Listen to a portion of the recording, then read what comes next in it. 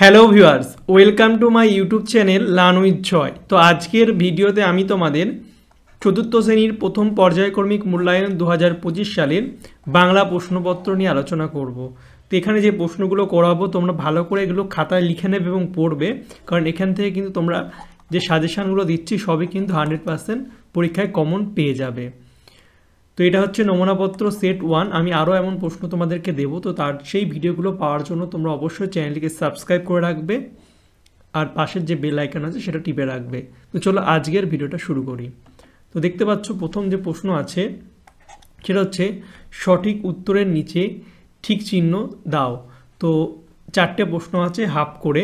তো প্রথমটা বলছে আম, জাম নাকি চা, বাগিচার তলায় যেন তারা হাসছে। তা বাগিচার তলায় কারা হাসছিল?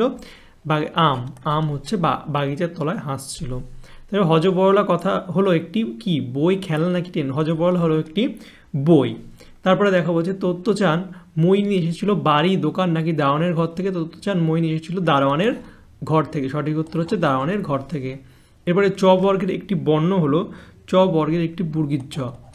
সঠিক উত্তর হচ্ছে বর্গীর জ। এরপরে চলে যাব হচ্ছে পরের দাগে। তো পরের দাগে দেখতে পাচ্ছ বলছে 2-এর দাগে বেমানান শব্দটি গোল করো।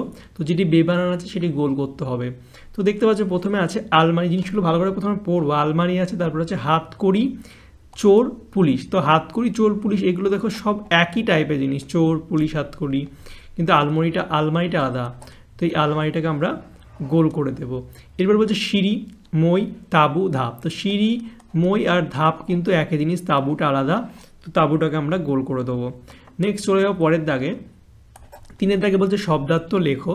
তো শব্দার্থর মধ্যে প্রথমে যেটা আছে সেটা বলছে টাইম টেবিল। তো টাইম টেবিল আমরা বলি যে টাইম টেবিলটা তৈরি করো, পড়ার টাইম টেবিল। এই টাইম টেবিল মানে কি সময় সারণী, অর্থাৎ কোন সময়ে কী পড়বো তার একটা সারণী তৈরি করাকে বলা হয় টাইম টেবিল। নেক্সট হচ্ছে বাগিচা। তো বাগিচা শব্দের অর্থ হচ্ছে বাগান। নেক্সট চলে যাবো হচ্ছে 4-এর দাগে বর্ণ বিশ্লেষণ করো। তো পশ্চিম এর বর্ণ বিশ্লেষণটা খুবই সোজা, পশ্চিম। তাহলে প হসন্ত অ, তারপরে তালবস্যয় চয়, তাহলে তালবস্য চ হস্যি আছে, তারপরে তালবস্য চ হস্যই, তারপরে তাহলে ম হসন্ত অ। খুবই সোজা, দেখো প আছে তাহলে প অ যোগ তালবস্য চ আছে, তাহলে তালবস্য হসন্ত যোগ চ হসন্ত যোগ হস্যি, তাহলে হস্যই হবে। আর ম আছে তো ম যুক্ত যোগ অ। সেমভাবে দেখো গিন্নি। তো দেখো খুবই সোজা, গিন্নি তাহলে গ হস্যই, হস্যি থাকলে হস্যই হয়। দুটো দন্তন্য আছে, তার দন্তন্য হস্যন্ত দন্তন্য আর হস্যি মানে হস্যই। খুবই সোজা, এগুলো ভালো করে বুঝে করলে। এরপরে দেখতে পাচ্ছ পরেরটা হচ্ছে বাক্য রচনা করো। তো জন্তু দিয়ে বাক্য রচনা, বাক্য বানাতে হবে। তো জন্তু দিয়ে কী বাক্য হয়?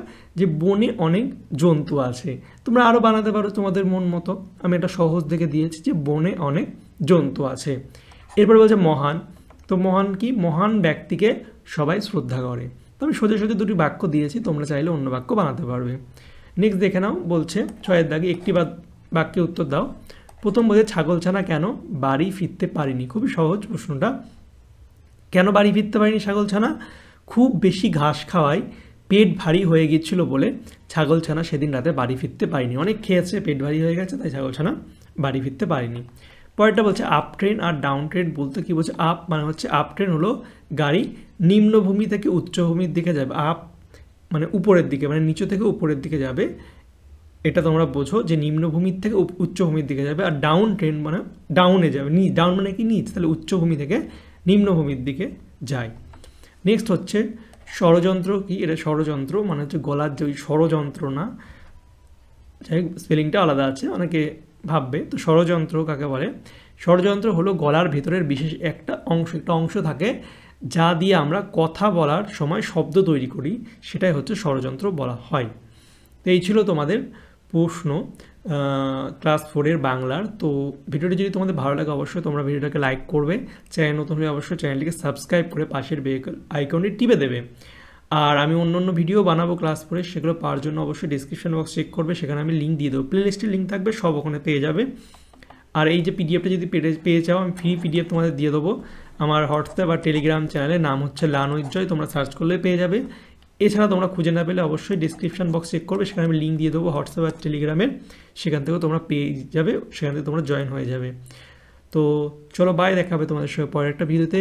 Thank you for watching my videos.